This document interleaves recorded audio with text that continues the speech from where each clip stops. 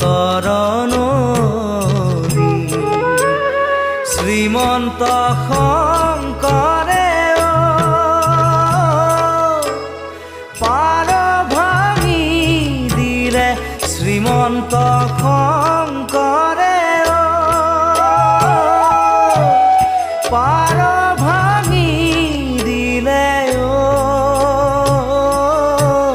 বহে ব্ৰহ্মাণ্ড কভেদি